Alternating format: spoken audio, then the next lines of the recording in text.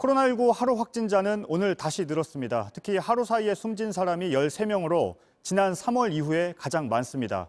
젊은 층에서 고령층으로 번지면서 위중한 환자가 많아지고 이어서 사망자까지 늘어나는 우려했던 일이 벌어지고 있는 겁니다.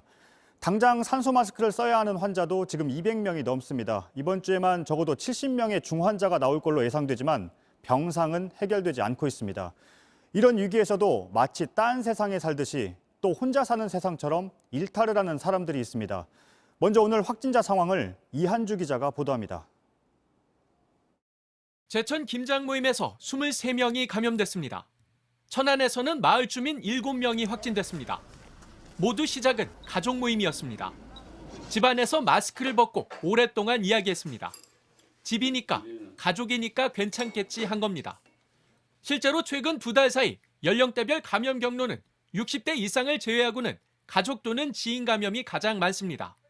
가정 내에서 코로나가 쉽게 전파된다는 점도 문제입니다.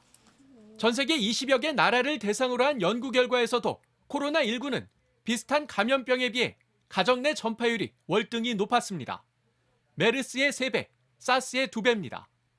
가족이나 지인 감염이 무서운 건 외부로 무섭게 뻗어나갈 수 있기 때문입니다. 쉽게 찾기 힘들고 전파 속도도 빠릅니다. 지역 확산으로 가는 핵심적 연결고리가 되고 있습니다. 결국 접촉을 줄이는 것 말고는 해법이 없습니다. 가족 구성원이라도 마찬가지입니다. 100마디의 말과 걱정보다 지금 당장 결단과 행동이 필요하며 특히 코로나19 유행 전파의 길목을 차단하는 일이 중요하기에 전문가들은 집안에서도 방역을 철저히 하고 대면 모임 자체를 멈춰야 한다고 조언합니다. JTBC 이한주입니다. 요즘 라운지 클럽에서는 새벽반, 아침 운동이라는 말이 나오고 있습니다. 늦은 밤에 영업을 하는 게 어려워지니까 새벽 5시부터 낮 12시까지 은밀하게 문을 여는 겁니다. 경찰과의 숨바꼭질이라면서 방역망을 비웃기도 합니다. 한 클럽 안의 영상을 보면 다닥다닥 붙어 있었고 일부는 마스크를 제대로 안 썼습니다. 임지수 기자의 보도입니다. 사람들이 다닥다닥 붙어 있습니다. 춤을 춥니다. 일부는 턱에 마스크를 걸치고 있습니다. 지난달 말 한 라운지 클럽 모습입니다. 다른 곳도 사정은 비슷합니다. 제가 8시 반 출근하고 여기 일이 벌써 나이인데 새벽 5시에 오면은 그래서 줄 이렇게 됩니다. 아침에 스위스해가지고 한번 먹어요. 다 데치고. 한 클럽의 홍보 글에는 경찰과의 숨바꼭질이란 표현도 등장합니다. 집합 제한이 풀리는 새벽 5시부터 낮 12시까지 운영돼 아침 운동, 새벽반으로도 불립니다. 경찰관이 가면 누가 신호를 줬는지 그건 모르겠지만 거의 스탠딩만 하고 있고 손을 안 치고 있어요. 해당 구청은 이 같은 사실을 적발해 내일부터 일주일 영업 정지 처분을 내렸다고 밝혔습니다. 거리두기가 2.5단계로 올라가 유흥주점은 문을 닫아야 했습니다. 일반 음식점으로 등록된 소규모 라운지 클럽으로 몰린 겁니다. 연말 모임과 행사를 포기하지 못한 사람들도 많습니다. 주말 저녁 파티룸은 예약이 어려울 정도로 꽉 찼습니다. 해돋이 펜션들도 방 구하기가 어렵습니다. 벌써 예약 마감됐어요. 어제 취소 한 번 하셔가지고 그래서 그거 하나 남았어요. 지난 10월부터 이번 달까지 주요 집단 발생 감염 경로를 보면 가족과 지인 모임이 21.8%로 가장 많았습니다. 정부는 걷잡을 수 없는 확산세를 막기 위해 작은 모임도 멈춰달라고 호소하고 있습니다. JTBC 임지수입니다. 이런 일은 정말 끊이지가 않습니다. 말하지 않아도 써야 할 마스크인데 써달라고 한 사람을 때리기까지 한 사건입니다. 이번엔 편의점에서 벌어진 폭행 사건의 영상을 JTBC가 입수했습니다. 마스크를 제대로 쓰지 않은 교회나 기도원에서도 확진자가 이어지고 있습니다. 성화선 기자입니다. 어제 오후 충북 제천의 한 편의점입니다. 한 손님이 마스크를 쓰지 않고 들어오자 직원이 제지합니다. 화가 난 손님이 투명 가림막을 3개 치자 직원의 안경이 떨어져 나갑니다. 이후 계산대 안쪽까지 들어와 때립니다. 나는 코로나 환자가 아닌데 마스크를 내가 왜 써야 되냐 그러면서 이제 욕설을 하고 폭행을 하기 시작했었어요. 제천에서는 교회 연쇄 감염 등으로 누적 확진자가 180명을 넘었습니다. 아무리 강조해도 부족한 기본적인 수칙 때문에 벌어진 일입니다. 마스크를 쓰지 않은 교회나 기도원에서는 확진자가 크게 늘었습니다. 이달 들어 교회 등 종교시설 10곳에서 코로나19가 확산됐고 547명이 확진됐습니다. 충남 서산의 한 기도원에서는 다양한 교회 신도들이 모여 행사를 진행하면서 다른 지역으로 전파됐습니다. 서울 성석교회에서는 누적 확진자가 160명을 넘어섰습니다. 최근까지 대면 부흥회를 열었지만 환기를 제대로 하지 않았습니다. 에어컨 등에 가려져 작은 창문 2개만 열 수 있었습니다. 또 다른 교회에서는 마스크를 벗고 합창 연습을 했습니다. 행사 후 함께 식사를 하기도 했습니다. 비말 발생이 많은 활동, 환기가 불충분한 밀폐된 환경, 그리고 소모임 또는 시설 내에서의 음식 섭취, 마지막으로는 거리두기나 마스크 착용 등의 방역 수칙을 준수하지 않는 점. 방역 당국은 크리스마스를 앞두고 종교 시설을 통한 확산을 우려합니다. JTBC 성화선입니다. 겨울 나들이를 포기 못하시는 분들이 많습니다. 야외에 있는 시간이 많으니까 괜찮겠지라며 사람들이 스키장에 많이 모이고 있습니다. 하지만 결코 안전지대가 아닙니다. 강원도의 한 스키장에서는 확진자가 잇따라 나오고 있습니다. 조승현 기자입니다. 강원도의 한 대형 스키장입니다. 이곳에서 확진자가 2명 나왔습니다. 한 명은 지난 10일과 11일 스키장에 다녀갔습니다. 다른 한 명은 스키장에서 장비를 빌리는 렌털샵의 20대 아르바이트생입니다. 이 아르바이트생은 직원 전용 기숙사에서 지냈습니다. 같은 층 직원들이 모두 검사를 받았고 이 과정에서 확진자가 3명 더 나왔습니다. 렌털샵 동료 직원 1명과 안전요원 2명입니다. 스키장 측은 직원들이 모두 마스크를 쓰고 근무했고 방문객과의 접촉은 없었다고 했습니다. 하지만 일부 확진자가 스키장 밖에서 헬스장 같은 실내 체육시설을 썼습니다. 술자리 모임도 있었던 걸로 보입니다. 일을 할 때 그 원활하게 좀 관계가 좋아지기 위해서 뭐 여기서 친목 도모도 하고 그런 것들은 있었어요. 스키장에 들어와 있는 외부 업체에서도 확진자가 2명 나왔습니다. 스키장 업무에 관련이 있거나 같은 숙소를 쓰진 않은 걸로 확인됐습니다. 스키장 측은 내일 하루 문을 닫기로 했습니다. 하지만 스키장처럼 실외에 있는 장소는 감염 위험이 적을 거라고 생각하는 사람이 많습니다. 스키장은 마스크도 계속 쓰고 있어도 상관도 없고 거리도 엄청 떨어져서 스키 타니까 다른 때보다는. 실제 동해안의 이름난 콘도나 호텔들은 연말엔 해돋이 관광객 등이 몰려 객실이 거의 모두 예약된 걸로 파악됐습니다. 방역당국은 마스크를 제대로 안 쓰는 등 방역 수칙을 어기면 언제 어디서라도 감염될 수 있다고 강조했습니다. JTBC 조승현입니다. 의료진도 문제지만 병상은 더 심각합니다. 중환자가 쓸 수 있는 병상은 서울에 2개, 경기에 1개뿐입니다. 인천에도 대전에도 전북에도 없습니다.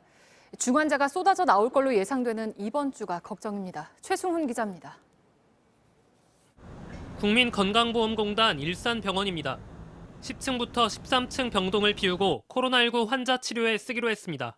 환자 107명이 들어갈 수 있습니다. 현재 수도권 감염병 전담병원 가동률은 76%를 넘었습니다.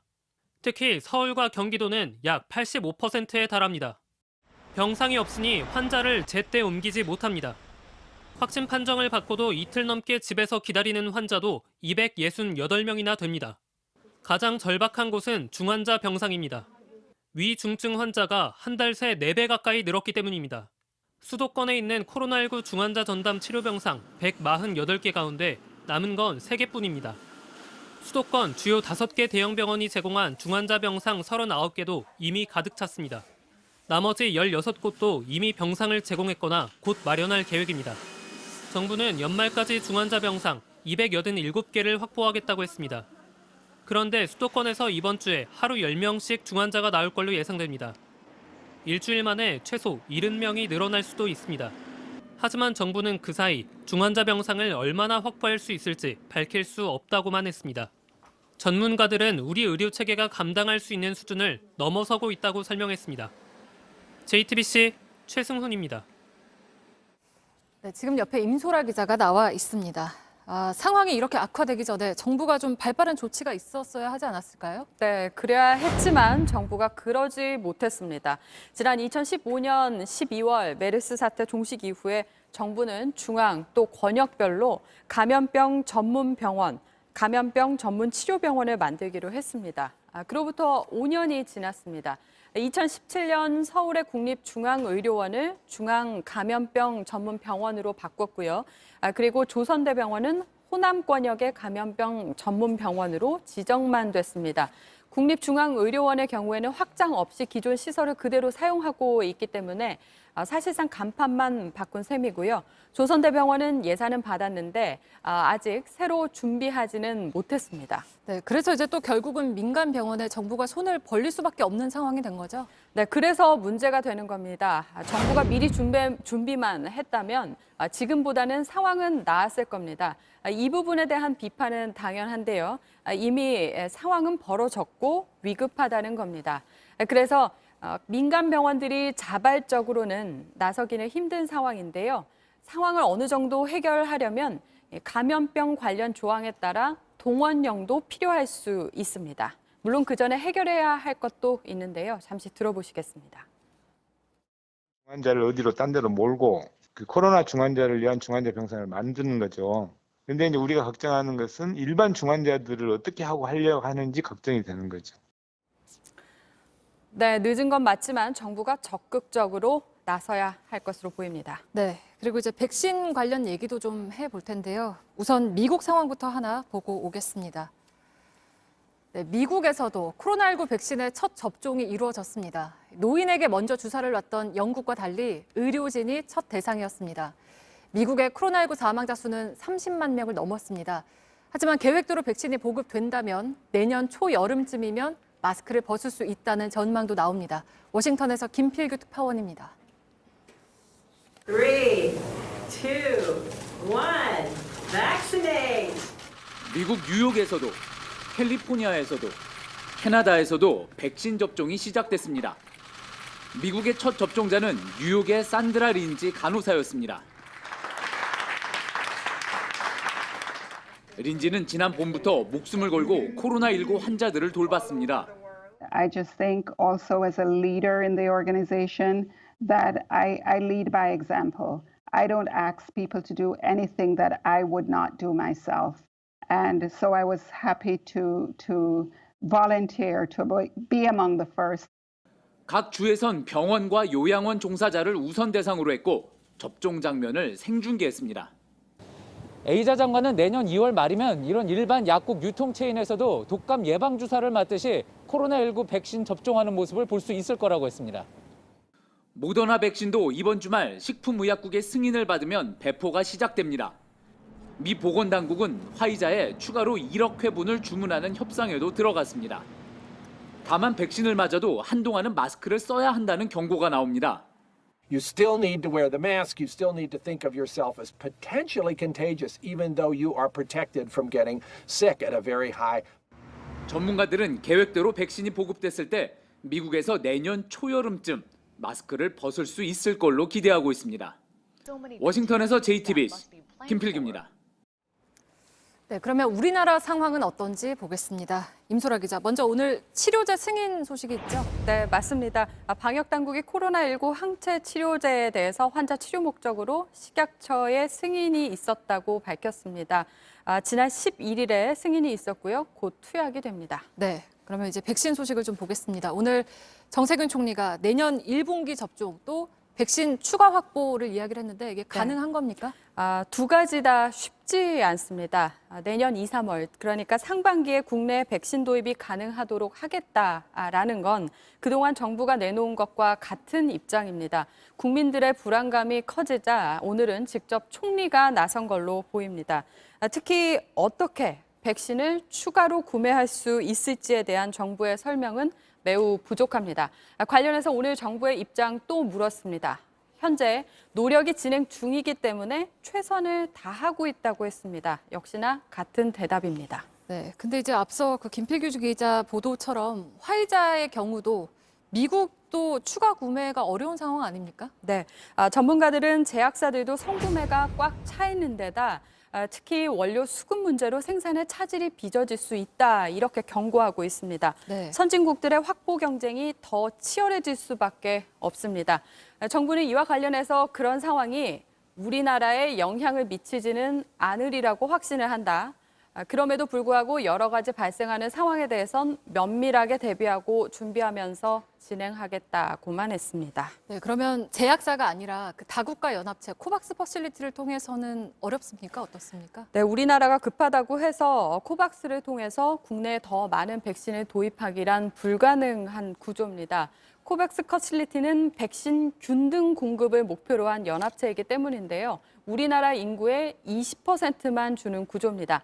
사정이 좋지 않은 개발도상국들도 여기에 참여를 하고 있습니다. 다른 제약사들과 계약이 늦어서 물량 확보가 안 된다고 해도 코박스를 통해서 더 가져올 수도 없는 구조인 겁니다. 네, 계속 이어갈까요? 네, 그간 정부는 완성도 되지 않은 백신을 미리 선구매했다가 돈만 날리는 것 아니냐 이렇게 신중해야 한다는 입장에 가까웠습니다. 그런데 이제는 백신의 효능이 입증되고 있는 만큼 공격적인 확보에 나서야 합니다. 부작용을 이유로 신중함을 이야기할 때가 아닙니다. 네, 잘 들었습니다. 임소라 기자였습니다.